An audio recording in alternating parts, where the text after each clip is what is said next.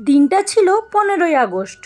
15ই August আমাদের কাছে শুধু স্বাধীনতা দিবস নয়, এই দিনটা আমাদের পরিবারের জন্য আরও একটা কারণে ভীষণ স্পেশাল।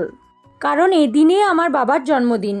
তাই এবারের 15ই আগস্টটা কীভাবে কাটালাম সেটাই আজকের ব্লগে তোমাদের সঙ্গে শেয়ার করছি। আজ অন্য দিনের থেকে একটু জলদিই ঘুম থেকে উঠেছি।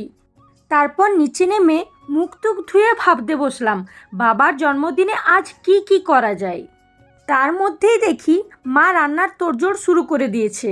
তখন আমার মনে হলো বাবার জন্য আমিও কিছু একটা বানাই। বাবা মাছ মাংস খেতে খুব একটা পছন্দ করে না, তাই ভাবলাম পনির বাটার মশলা বানিয়ে দিই। তারপর একে একে সব কিছু রেডি করতে শুরু করে দিলাম। ভেবেছিলাম সবটা ক্যামেরাবন্দি করব, কিন্তু সেটা আর হয়ে উঠল কই। সব মিলিয়ে এমন তাড়াহুড়ো শুরু হলো যে ভিডিও করার টাইমই পেলাম না। তারপর খাওয়া দাওয়া করে কিছু জিনিস কিনতে বেরিয়ে গেছিলাম। রাত্রের জন্য একটা স্পেশাল আইটেম বানাবো, সেটার জন্যই কিছু জিনিস কেনার ছিল। কি বানাবো সেটা দেখাবো নেক্সট পার্টে। এই দিনের সবচেয়ে স্পেশাল মুহূর্তগুলো এখনও বাকি, সেগুলোই নিয়ে আসছি পার্ট 2তে। দেখা হচ্ছে খুব তাড়াতাড়ি। বাই।